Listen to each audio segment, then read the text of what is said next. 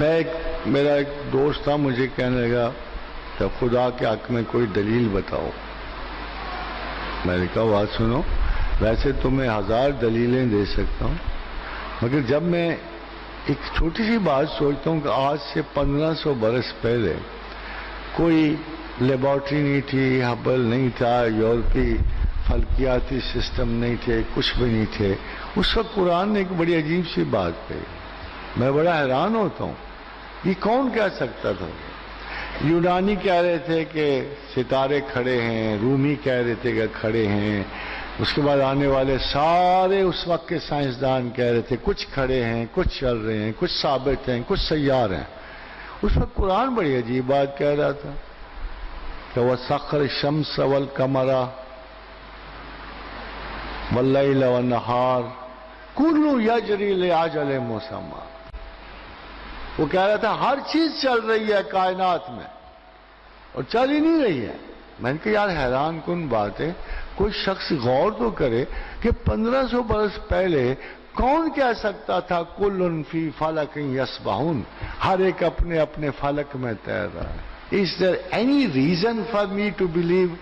آپ دنیا کے تمام سائنسدان اکٹھے کر لو، تمام دانشور اکٹھے کرو، قرآن سے پہلے سارا علم اکٹھا کر لو، قرآن کے بعد سارا علم اکٹھا کر لو، مجھے کوئی شخص بتا دے کہ is there any reason کہ خدا یہ کہتا کل یجری الی اجل مسمی، کہ کائنات میں ہر چیز چل رہی ہے۔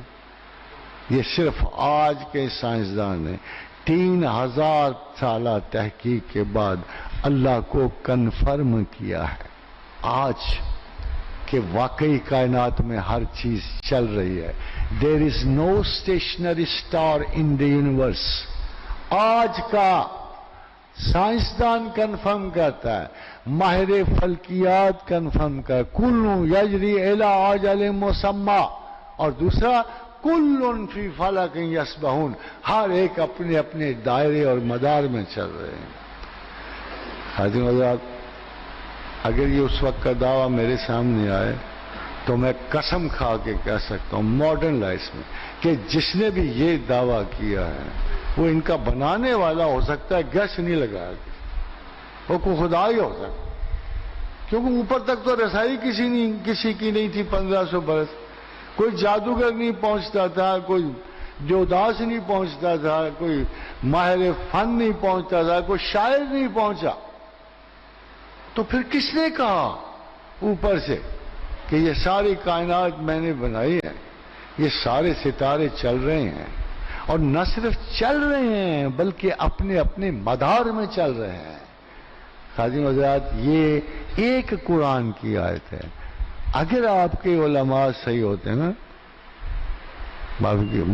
میں چاہتا ہوں آپ سے، اس سے مراد ان کی توہین اور تصحیح نہیں ہے، مگر ایز اے ٹیچر ان کو نالائق تو کہہ سکتا ہوں۔ یہ اگر تھوڑے سے سمجھدار ہوتے اور قرآن کا لفظی ترجمہ ہم تک چھوڑ دیتے، میں رب کعبہ کی قسم کھا کے کہتا آج کے دن بھی مسلمان سائنسز میں سب سے آگے ہوتے ہیں۔ انہوں نے ہم پہ ظلم کیا، مڈل ایجز میں ظلم کیا، مکھی پہ مکھی مارتے رہے، ان کی وضاحتیں ناقابل قبول ہیں۔ آپ کو آئنسٹائن اچھا لگتا ہے؟ 21ویں صدی 20ویں صدی اس کے نام کے ساتھ منسوب ہے۔ مجھے اس دن بڑی غیرت آئی، قرآن کی غیرت آئی، جب میں نے نیوز ویک کے اوپر لکھا ہوا دیکھا دی ایکسپینڈنگ یونیورس آف آئنسٹائن، میرے دل میں غصہ ابھرا۔ میں نے کہا یہ کون ہے؟ یہ ڈسکورر ہے، اس نالائق کی اتنی جرت کہاں کہ یہ کہے ایکسپینڈنگ یونیورس آف آئنسٹائن۔